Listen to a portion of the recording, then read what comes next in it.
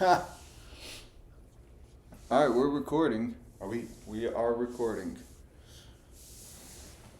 We want to welcome everyone back to We're Not Famous podcast.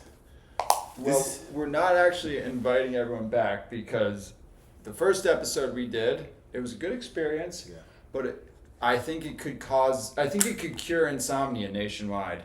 It was a bit of a low energy podcast. Right. We received some negative feedback. Well, really, it's not negative feedback. All feedback is good if you take it the right way. You find the pros and cons in it.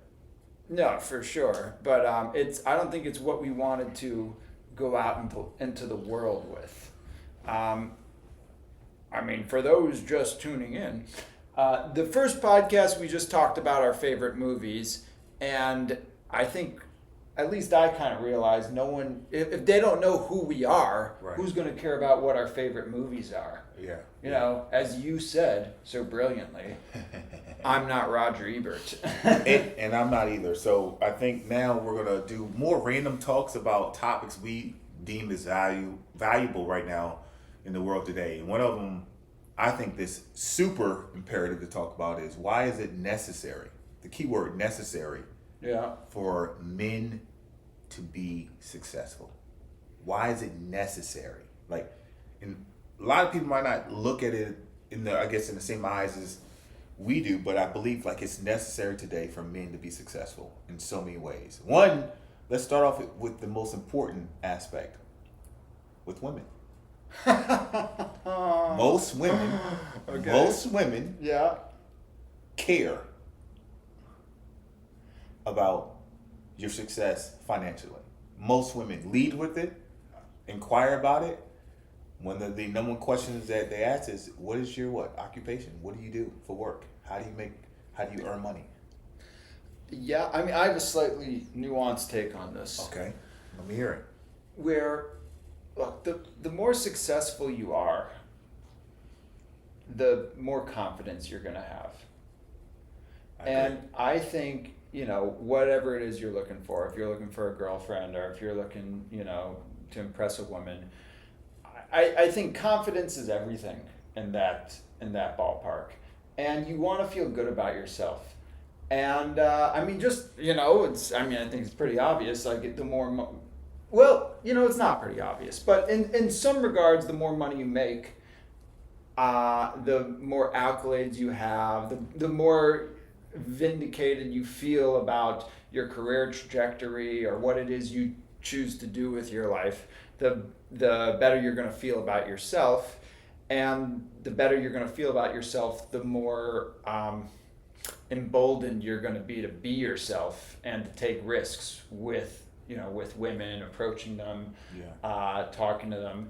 So I think it's a big part of that is, you don't want to do it to impress a woman. You want to do it for yourself, that you. But we live in 2025, Mm-hmm. and they say most men become successful. One of the leading factors is to attract more women.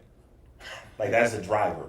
That's not 2025. That's ancient okay. Babylonian times. So, that's before that. That's in the animal kingdom. That's factual.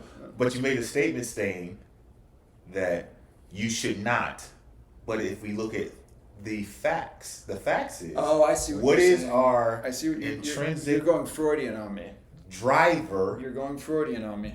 For the reason why men want to become successful. I think women can we say number one? I think what you're saying is something brilliant, is that your sex drive is what's going to fuel your success. That is, I think before you even get to the sex, I do believe that having the confidence to attract a woman starts with, hands down, how do you feel about yourself in the realm of your work? And then it goes to the next level of, do I believe I'm successful in the rim or the arena that I'm working in? Then the next level is, based off my success, do I feel that I am financially successful. Because at the end of the day, going out, right, buying drinks, food, travel, it costs money. So Yeah. Look, I mean, once again, I have a slightly nuanced take on this. okay, Um, what's your take? my take is that, look, we can get into why. I don't think women. I don't think it's as black and white as a lot of people make it out to be. Because when you start thinking like that, you start thinking, oh, if I was only richer, I could get that woman. Oh, once I'm more successful, oh, then I could be with someone like her. Oh, the only reason he's with her is because he's rich. Do you think men think that way? Yeah, I used to think that way. You know, when I was coming up in my early 20s. Okay. And I think I wasted a lot of time thinking that way. I can be honest with you, I never thought that way. Because I don't think I wasn't around anyone that was successful that thought that way. And being an athlete, you think your success is connected to your sport, which is connected to who's the best within. Well, you're one of the chosen few. No. Where in your early 20s, you go to the top of the food chain. You're a professional basketball player. Like you exceed CEOs. Because you get a certain level of fame. I know we're not famous. Right. You get a certain level of like not only financial stability, like making more than the average high level C-suite executive makes, doing something you love to do. That's true. Like but I think it's the mindset. You understand how rare that is. Yeah, but I think the difference, because we're not financially in a place as CEOs, but it's a place that we're more known. So, for example, a CEO is in a board meeting. We're playing a game to provide entertainment. Entertainment brings fans. Within the fans, there's women. So you got to understand, we're always entertaining. So we are attracting what? Who likes entertainment? Everyone likes entertainment. So women are always going to be around for athletes, if you think about it, right? Because they're always entertaining. And with entertainment comes what? Right? Money, women, partying. So yeah. I think there's a difference between with athletes, right? I think that's why, as a kid, my largest aspiration was to be a professional athlete. Maybe I should have looked in the mirror and realized, I'm a Jewish kid from the suburbs, and the chances of this happening are a lot lower than I think, at least in the sport of basketball. Fair. But I mean, that, like, even when I think about in like third grade, why I wanted to, because that's when it really like settled into me, like that's what I'm going to do with my life. Like I'm just going to do everything I can to make it there. Mm-hmm. And I started, and then I think I peaked in like 8th grade, where like I got as good as I could possibly get. Then I realized there were like physical factors that played into this. Yeah. And like my work ethic and skill set is only going to get me, there's a ceiling. There was a ceiling for me. Then there's people who are naturally gifted with height, physical abilities. Yeah, sure. Yeah, God-given talent, which I was like, shit, I better like actually start listening in class now. But even when I think about why I did that in 3rd grade, I kind of saw that, there's a form of success and fame. That success would lead to, pleasures and getting the cheerleaders in high school and getting the most prettiest women in my 20s and 30s. Do you feel in a way you felt famous in your school, just in your small little pond? Yeah. Oh yeah. Like being popular, like radically popular, even as like a 6th grader. Like when even when high school kids were like hearing about me, or would show up to school and like all the 8th graders. Oh, this is Sam Fuhrer. I felt a little bit like that. I guess I kind of rode that until I was 18 years old, which I actually did wind up going to college to play a sport, and then it was like, this is not like Division III football at a very small liberal arts school, and Still I was a like, big feat. That's a big feat. Yeah, I mean, I didn't last very long. I decided to drop out because I was like, this is not what I worked my whole life for. Right. This is not going where I think it's going to go. Right. Um, But did you feel when you walked on campus with that identity, keyword identity, of being a what? a college athlete. College. Did you feel any type of fame? You know, it's a funny thing. It's Are since important. since it's such, it's not like where you went to school, where you know your games are going to be on national TV, and people are going to take pictures with you so they could send their friends and family. Yeah, Like, yeah. look who I met. You watched them in the Final Four or whatever. Like, I felt like I was reliving like a heightened version of high school Okay. all over again, and I was like, I already did this. Got I've it. been there. I've done that. And this isn't it for me. Uh-huh. And you know, I actually still have dreams about like what my life would have been like if I stuck Wow. with it all 4 years. Wow. I still have. Do you really? Yeah, yeah. But I mean, you know what's funny is like, I was chasing fame so hard that I transitioned. I said I'm going to be an actor. I think I could be a world famous actor. It's literally. And what's the underlying reason for it? Wanted to become an actor? Literally, I wanted to be famous, and I feel kind of shameful saying that, but you know what? I think it's good to put it out in the open. Absolutely. Like that is what drove me, and you know, I understand that doesn't. I thought everyone kind of was driven by that, and then I started realizing like most people don't care about that. Yeah. My dad once said to me, he said, "Sam, you want like my goal is to be rich and unknown." Wow. I mean, but it's weird. It's like my uncle's the opposite. Like I think that part of him does enjoy. He is a famous in his own kind of way. Like he moved to Hollywood. He was an actor. What's his name? Uh, Or can we- sorry for exposing you. You can find him online. right. I don't think he wants to be talked about here, because he is now again he's getting kind of famous again. But I'm just saying that certain people are driven by certain things, and I think fame is a driver for a certain type of person. Right. And for better or worse, it is a bit of a driver for me that I think that's something I actually would want. Do you feel?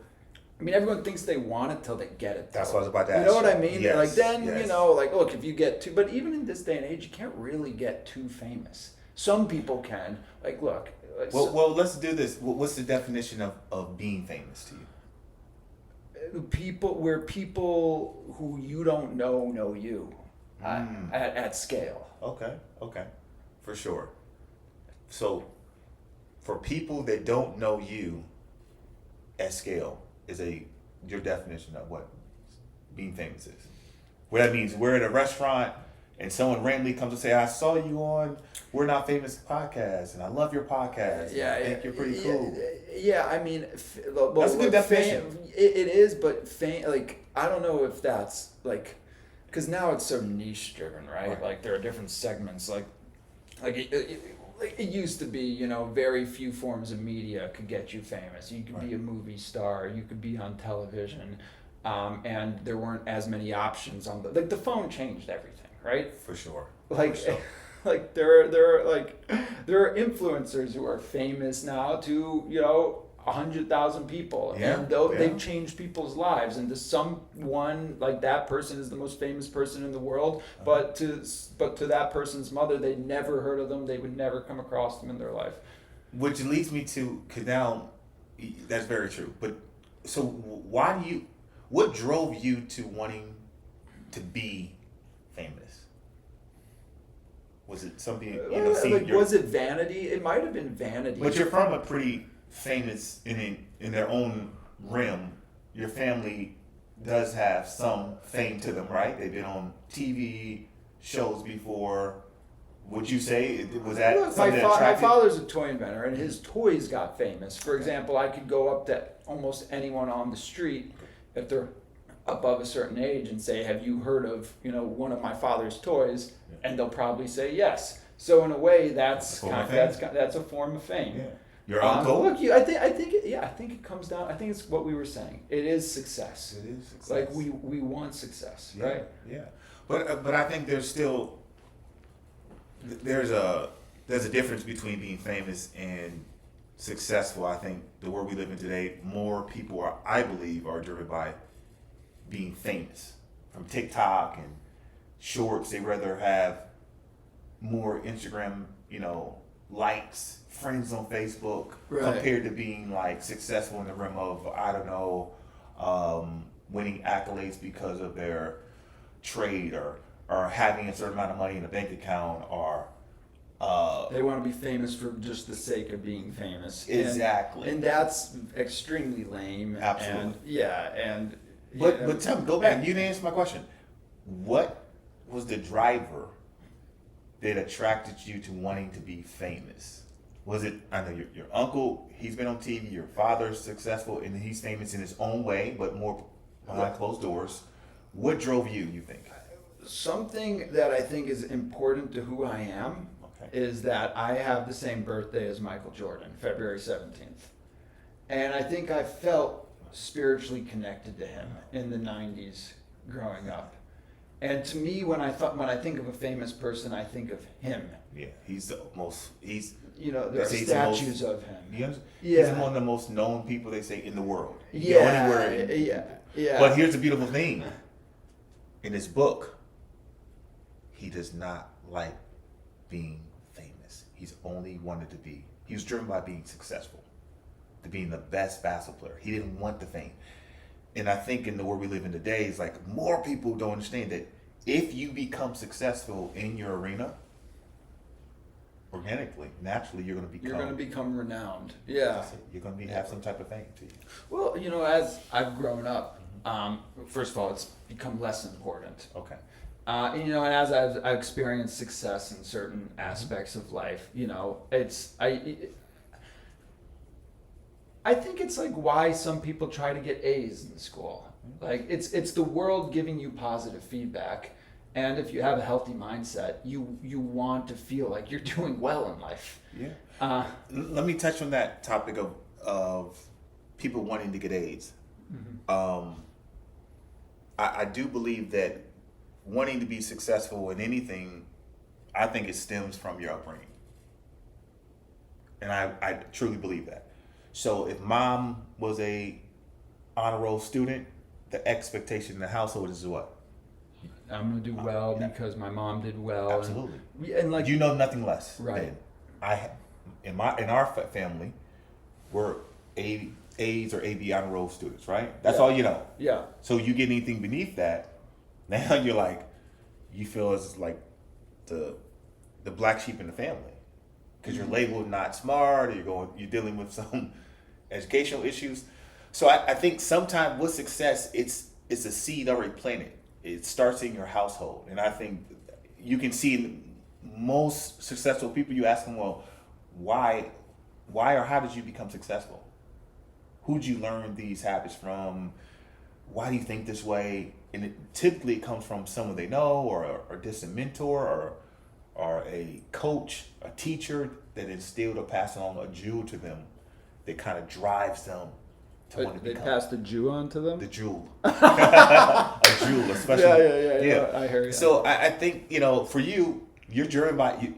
So now it's not fame anymore, sounds like. I think there's still a little bit of fame. I think there's some fame there, for sure. He's still driven, maybe 60-40. I think 60% fame, 40% just success, whatever you define success as. There's definitely a performer element of who Absolutely. I am that wants to be seen. And I can't say I'm proud of that part of me, But it's but there. it's there. It's there. And I'd be doing myself a disservice to deny that part of myself. Which I always say to you, you should be an actor or comedian. Right. You innately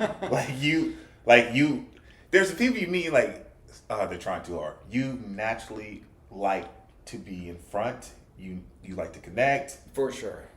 You like being on the show. Yeah. No. Look, there's a reason why we're doing a video podcast, right? Absolutely. Yeah. Yeah. There's a reason. Yeah. Look, for sure. Look. No, that's true though. And maybe I don't know. I don't know if I'm just competitive, but I see the actors that make it big. I could do that. Fucking hell. Yeah. Right. So my question to you now is, if you could change life with any celebrity. Whoa! Come on, hold on. Don't give me this hard If question. you could change lives with any celebrity based off how famous they are, who would it be? That's an incredibly challenging question. And I can't think of someone off the top of my head. I don't have that answer right there. Okay. Just throw someone out there. There's someone that you've pondered. But I mean, like, look, someone who I think just has full autonomy to make whatever they want in like the best way possible. It would be someone like Tarantino. But it's funny. It's like you live long enough, you see your heroes become your enemies. Like I've heard him, speak about politics, and I really think a lot of his views are disgusting. Okay. And it's like, well, I guess I'm not like him. But like the fact that he will get fun, like he's an auteur, an artiste at the highest level in the world, where he could get.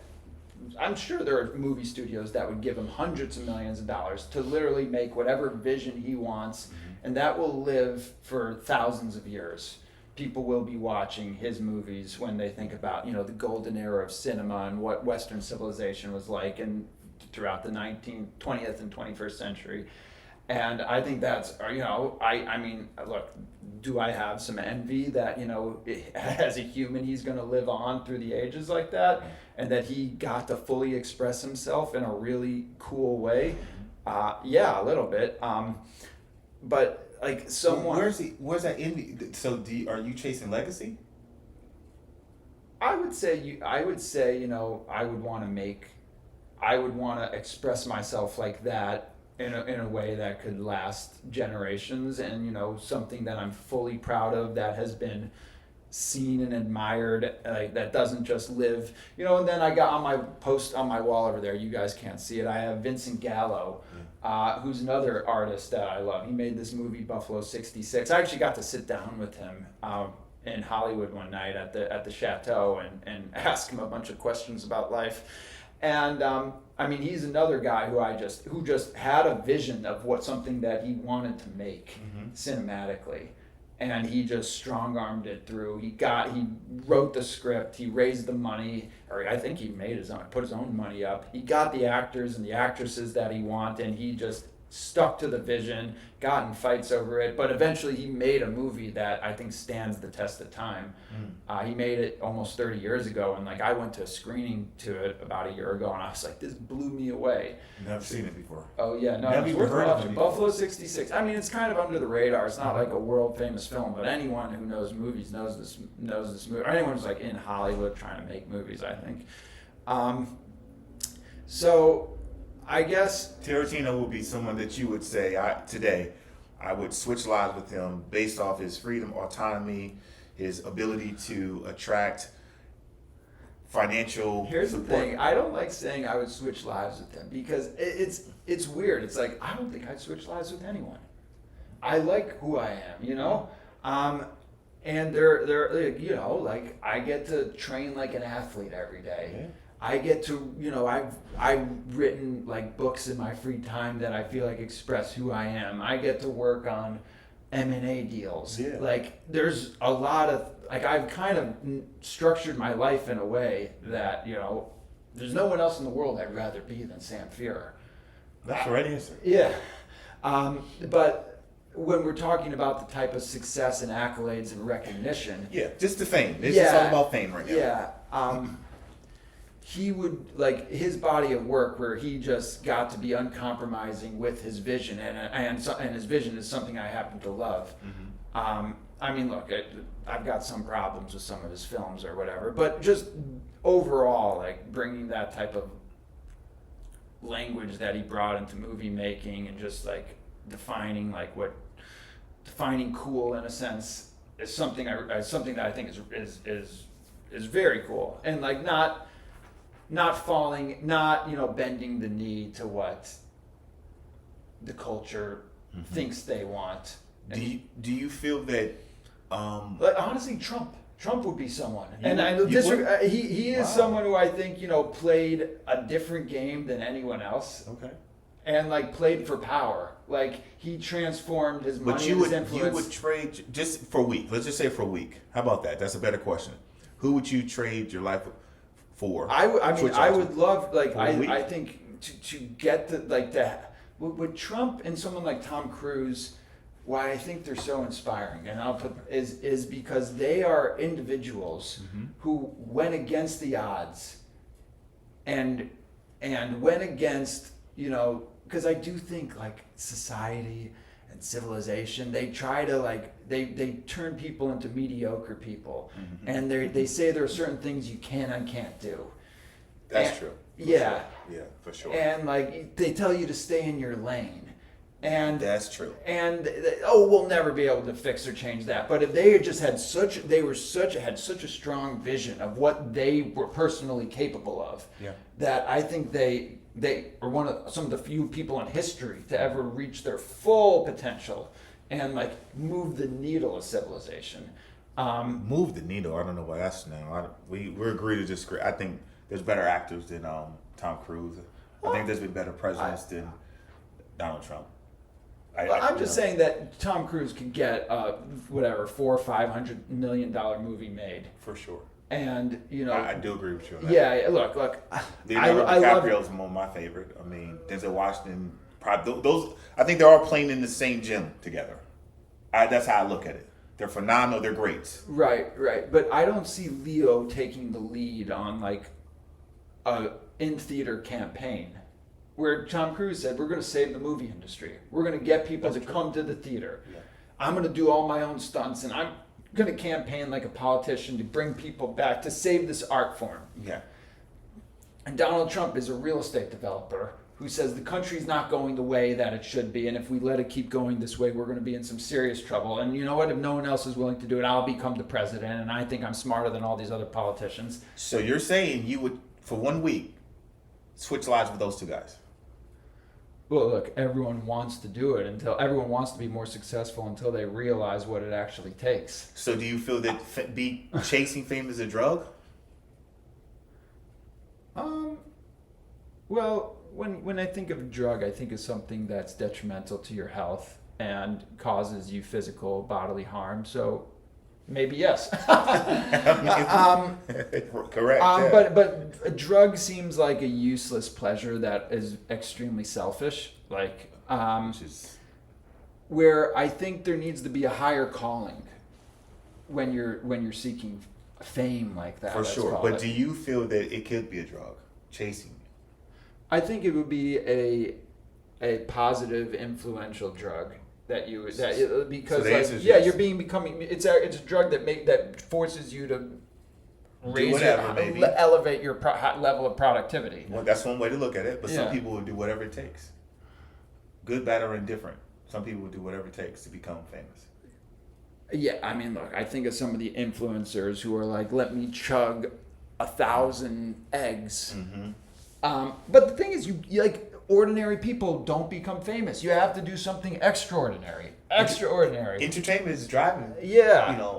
Fame now. Like, and it takes such a interesting level of like human understanding of human nature to And like, creativity. Yeah, to be innovation. creative. Listen, I'm Yeah. not downplaying it. It's just fame is a I think it's a drug. The reason for why you're going after it, that's personal, right? That's Right. a personal reason. So I Right. can't speak on that. But I think knowing the why, knowing the game that you're playing, it's gonna drive what type of fame you're gonna, I think, attract to you. That's an excellent point, because if you just seek fame, I don't care how I get there, and it's the same way if you seek wealth and you're like, I don't care how I get there. Well, I think how you do it matters. Absolutely. How you do it absolutely matters. I agree with you on that one. Yeah, How you do it, but also why you do it. but there's something interesting here where it's like, do you know who Addison Rae is? I don't.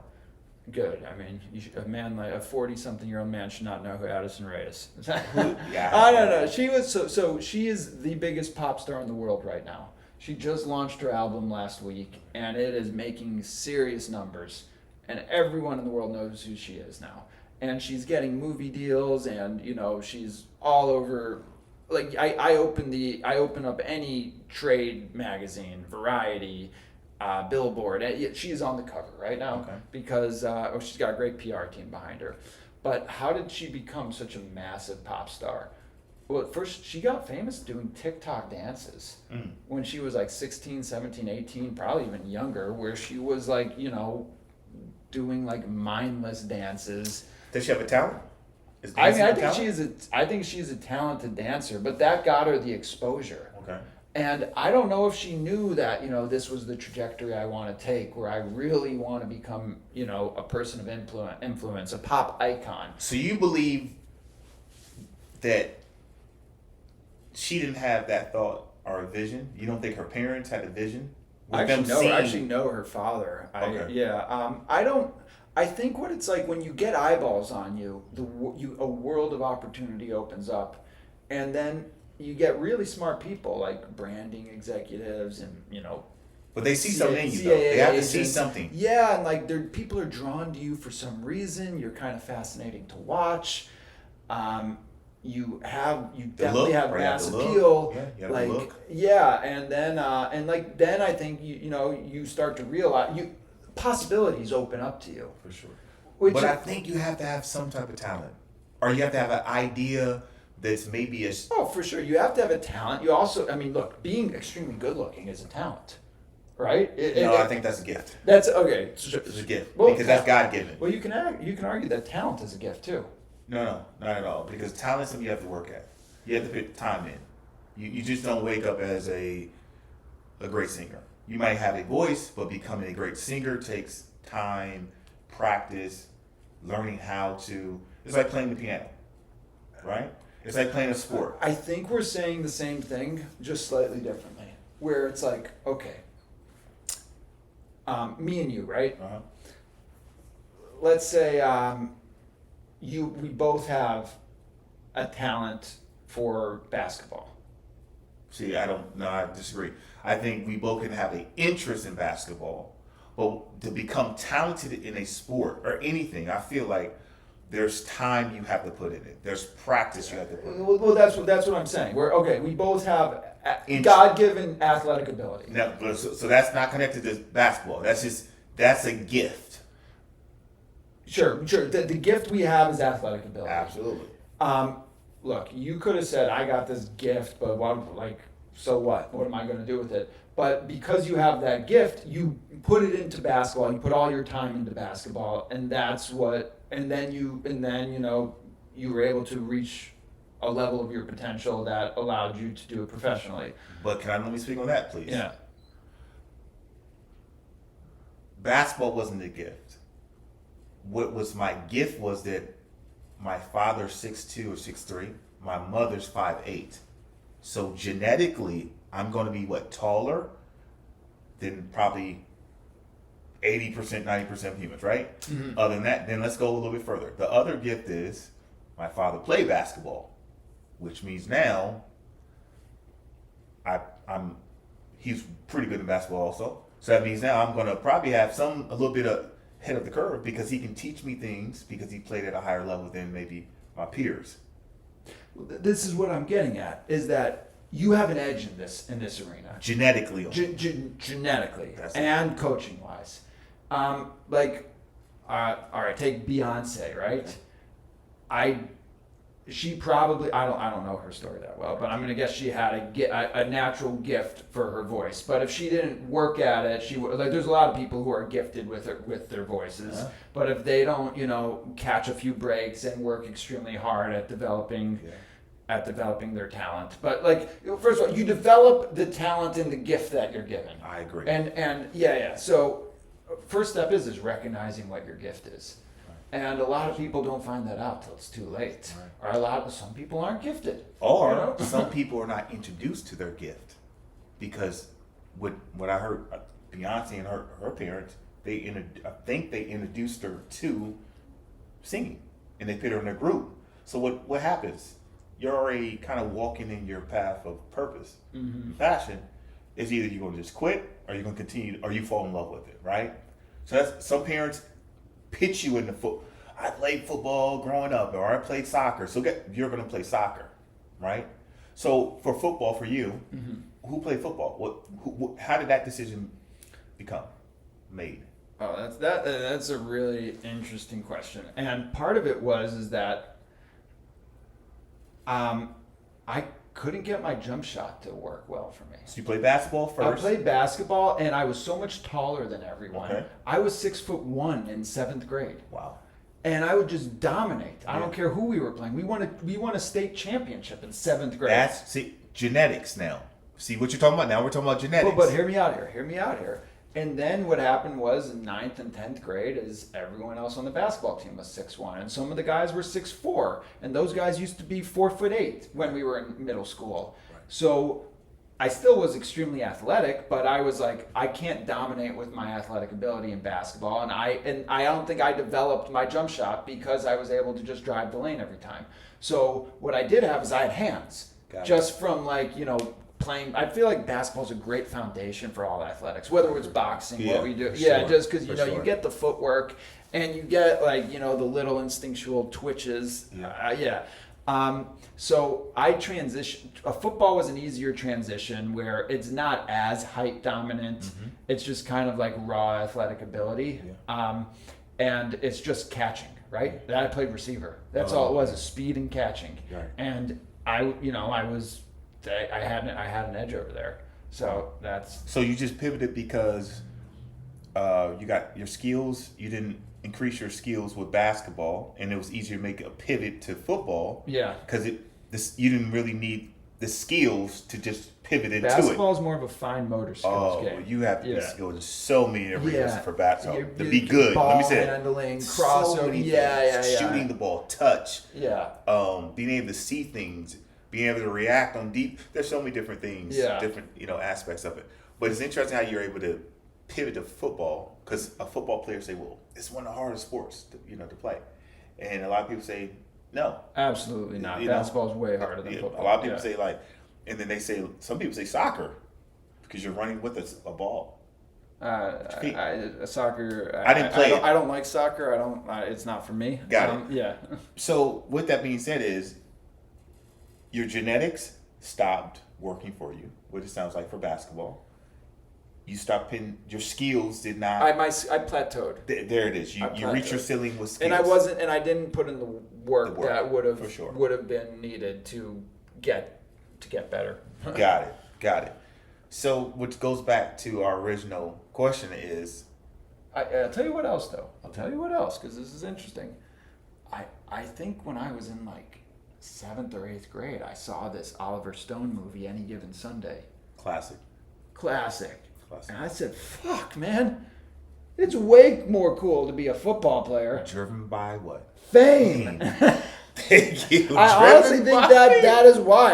And then like the football coach was this guy who was in the Marines, and like I'm pretty sure he killed people, and he really like spoke to us like men, whereas our basketball coach was kind of a slob. Okay. Yeah. And I was like, this is where it's at. Right. Football, All the cool people played football. Like, it's like But it's interesting because that whole beautiful intersection of fame and success, I feel like they're distant cousins. yeah. You're kind of figuring out which one you're really going after, and how do you define them, right? And it's a personal one-on-one game to figure out if I'm going after, am I chasing this fame? I want to become famous, or do I want to become successful? Because, like we said, success really attracts the fame. Yeah. I mean, but like when you're choosing, well, this is where I think a lot of kids get messed up. And I'm not saying I would do anything differently, but when I have a kid, I might kind of coach him differently than, or not that I was coached poorly, but it's like you only get exposed. You don't learn about tax accountants or hedge fund traders. Or these, and like when you're young, the only famous people you're exposed to are athletes and movie stars. Entertainers. Yeah. And it's really, today's a whole different animal, right? So I was a bit naive and like I said, these got to be the most successful people in the world. You don't realize like I never knew the about noise going on behind the scenes. I never knew any CEOs. I never knew. It's funny. I didn't know about Warren Buffett growing up. Yeah. It's crazy a little bit that you say that. Is that pretty much that's why your household is so, your upbringing is so impactful. It really kind of directs your direction. If you think about it. And it's like, it's funny. It's like like my dad, and he always had sports on. He was a massive sports guy, and he kind of like he loved watching me play growing up. And I think we both kind of thought I had a chance at this. That's huge. That's huge. But then it's like I have a cousin who lives in Los Angeles. My uncle's son, my dad's brother's son, and when he was in high school, he was really tapped into like, how did this building get made? Wow. And what's he doing now? He does real estate private equity. Wow. And he's underwriting, loans. I'm probably going to butcher what he actually does for some of the largest buildings in the world, That's huge. in the country.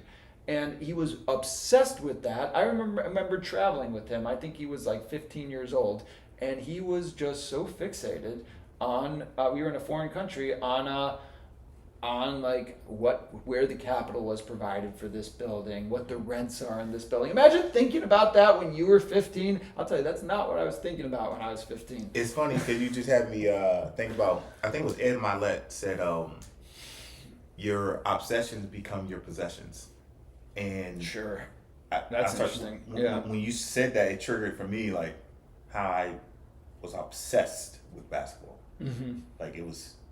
It sounds like your cousin was obsessed with learning, understanding, and about real estate and buildings at 15. Like I was more obsessed with basketball than anything in the world. Like I was just laser focused on it. Yeah. And like probably would say for you at 15, you're probably I was obsessed with trying to get with girls. That's what I was obsessed. So at least I'm just being honest. Absolutely. But I was obsessed with sports. I was obsessed with physical fitness. I was obsessed with weightlifting. I was obsessed with football. I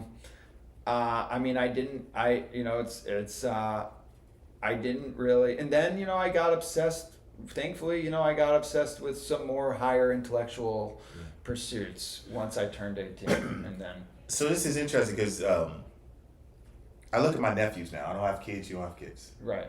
When we do have kids, from look at my nephews, I look at three things. Well, not only my nephews, I look at kids and I can also look at humans and see like, so I feel like there's people that fall into liking what they do. They like what they do. There's some people that love what they do, and there's people that are obsessed with what they do. Yeah.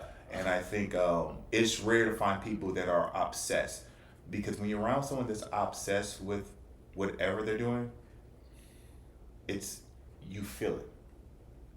You don't really have to. They don't have to talk about it. Like you like you feel it.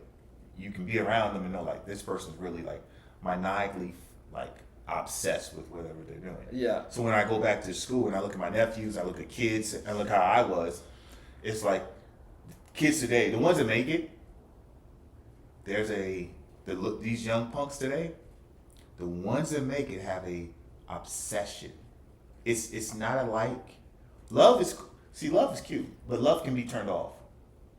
See, you can love someone one day and not love it in 2 weeks or a month or in a year.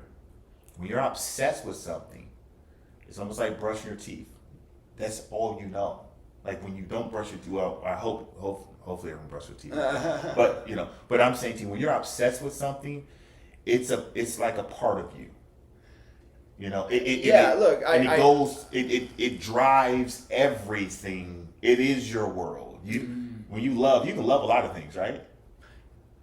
Yeah, no, yeah, and I agree with you that to really, and like, here's the thing. I don't think it takes as long to be super successful as a lot of people say. They say it takes 10,000 hours. Yeah. I think it's sprints. Like people say life's a marathon. I think life is more like a sprint where you could obsess on something for 3 to 6 months. I agree. And make massive improvements. I agree.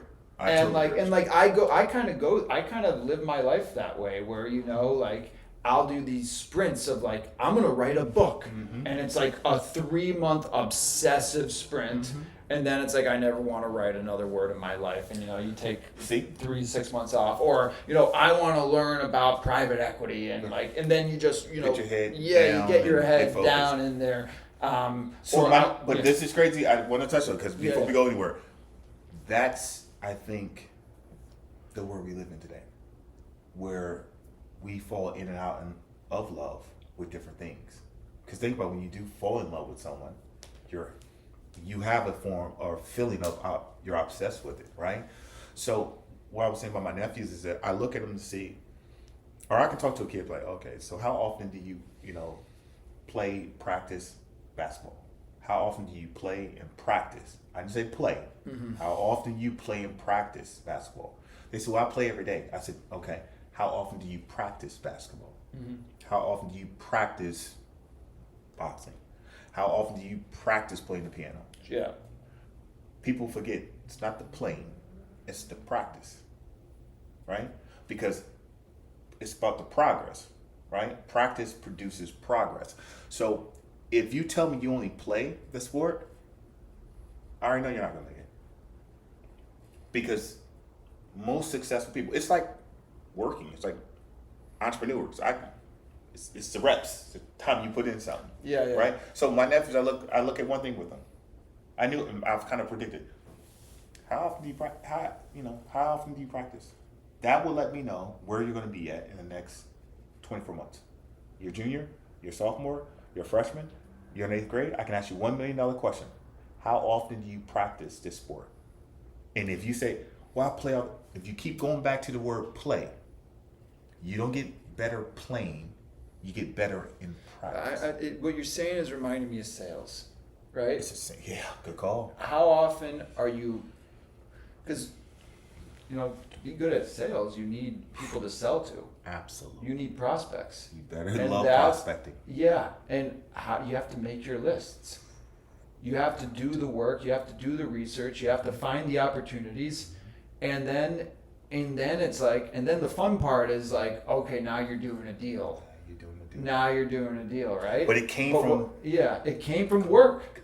From the work. It came and work is the reps. And like I don't care what you say, like you can love what you do or whatever. It's not fun. It's not fun. It's really not fun. I don't believe in the love thing either of what I do. Mm-hmm. I don't think I don't feel you need to love it. I think you have to be obsessed. See, that love thing, we fall in and out of love. That's why we have the highest divorce rate. But when we met that person, we were in love with them. And then some people say, well, I fell out of love. How do you fall out of love with someone, right? If you start thinking about that. When circumstances change. Yeah, exactly. So what I'm saying to you is that I think for success, you have to be... Let me see. I'm just going to see timing where we're at. Where we're at right now. 47 minutes. Okay, sorry, I don't want to ruin your stuff. Yeah. We're by though, right? Yeah, we're about to get ready to wrap it up though. Yeah. But I do believe that being obsessed in whatever it is, Mm-hmm. I think it can be a key factor of you becoming successful in whatever it is. Now there's pros and cons to everything, right? But that obsession is a little bit different because no one's going to stop. No one can stop you because you're on a one-on-one versus yourself, right? Mm-hmm. I'm going to work harder. I'm going to shoot more shots. I'm going to read more. I'm going to go to more workshops. I'm going to make more prospecting calls, right? I'm going to send more outreach emails, whatever it is. I'm going to stay in the gym and run more miles, right? Whatever it is. It could be you finding, your next girlfriend. I'm going to go to, dating, workshop, whatever it is. If you're trying to improve whatever it is, I think you have to become obsessed in it for you to really become successful. And that's a commitment. And I think today a lot of people lack true commitment. You said a lot, so I want to chew on it for a minute. Chew on it. Because I agree with the general premise that And like what it comes down to, and like this is just whenever I'm like, going through a rut or like haven't had a breakthrough in a while, I'm like, well, life is a numbers game, right?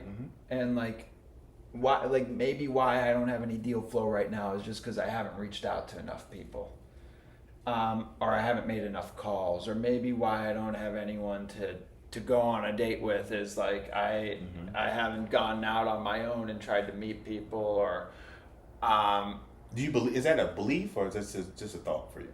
No. I kind of believe like that life is a numbers game, and like you need to really like you just got to get used to taking rejection in all aspects of your life.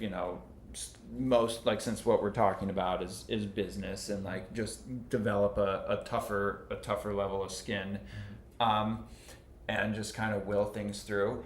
But I do think talent comes into this, like God-given talent, where it's like, it's funny, it's like you could make this sales list of 25 businesses you're trying to buy or like sell, or real estate properties you're trying to sign on to, and you could call all those people and nothing can happen of it. And then, you could be out to dinner with a friend, and then that person could introduce you, and you could tell a funny story that has the room rolling and laughing, or like someone relates with you, and that person's like, I like this guy. Right. And then that leads to like, well, what do you do? Oh, I sell, I do mergers and acquisitions. I sell companies. Oh, you got to help me sell mine. And it's like, there's some things you can't plan for that you just have to be yourself for, and you just have to like. You're talking about yourself too. I am talking about myself, but this works for you too. This works. I think it works for every. I totally agree with what you're going with this. And like there's elements of life that like you can't control everything. You can't control everything. I do agree, you can't control everything. And it's why you have to try to kind of like channel your energy and your vitality and look your best at all, and be the best version of yourself, so that you can allow for luck and serendipity to just fall into your lap. Yeah, I think being in the right places at the right time matters, but I still believe in my heart it doesn't negate the work. Well, here's the thing. It's like eating your protein. It's like going to the gym. Yeah. Once you get to a certain level of success, people just assume you do the work. That's true. If you're at the table, it's probably because you're successful, and we all know like it takes painful work. Yeah. You know what I mean? Yeah. You're not just an outlier. Absolutely. And if you and see, that's the difference between fame and success. Those are two different things. Because we see people that are famous, but we don't know their backstory. We don't know really what their journey. Well, it's interesting too, and it's like, and not everyone has some people have been blessed to attain a fame faster, but lasting success, I don't think you can't cheat that. I think there's time, there's effort, lasting success for sure. But just going on fame, because this is something I want to say is like, people talk about like Hollywood, right? And like, oh, I would never live there because I hate those types of people. Everyone there is vain, and they only care about fame. And like, oh, I don't want to be like the Kardashians, or like people have this perception that like it's a certain type of low life that seeks that kind of fame. Okay. Or that cares about that kind of fame. And look, to some extent, I understand, and like, I don't want to sit here and praise vanity, even though I don't think it's the worst thing to be a little bit vain. But at the same time, I want to say it's like, there are 20 million people in Los Angeles. It's a lot of people, and a lot of them have tried to get recognized. Yeah. And if you even get a tiny bit of clout, there's probably something really special about you. I don't care if it's from doing TikTok dances or making Instagram videos, or from starring in a movie or getting something made. Like, you worked harder than in the most competitive arena in the world. And you said it again. Yeah, and but For sure. But I'm saying like even fame for fame's sake, I Okay. think there's like something weirdly honorable about it. Or Okay. like impressive about it. I don't know about honorable, that's the wrong word. But impressive. Right. Impressive. I would say there's something impressive about that. Absolutely. Any type of, let me say, finding your success, whatever it is, as long as it's legal, you have to praise it because that takes a different mindset, different work ethic, different time investment, Sure. innovation, creativity. So you got to, I mean, listen, I'm not saying, I think everyone wants to be famous in their own way. I really believe it. I don't know what that looks like, but I think we all yearn for some type of fame. Some type of recognition. Some type of recognition and praise. If it's, in the workforce, if you're an athlete, if you're a teacher, doesn't matter, whatever it is. I think we all yearn for some type of recognition. You can call it fame. Maybe you don't want to be famous, but maybe you receive an award for being the teacher of the year. Now for 2025. If it's 2028, they're going to remember you. Remember, you're in the books for being the teacher of the year. You see, and we look at it like it's nothing big, but no, in that school district, that's huge that you will live on as the teacher of the year for 2025. So I just feel like the term famous can have a negative connotation to it, but if you look at it on both sides, like I think we all yearn to have some type of like fame or recognition. All right.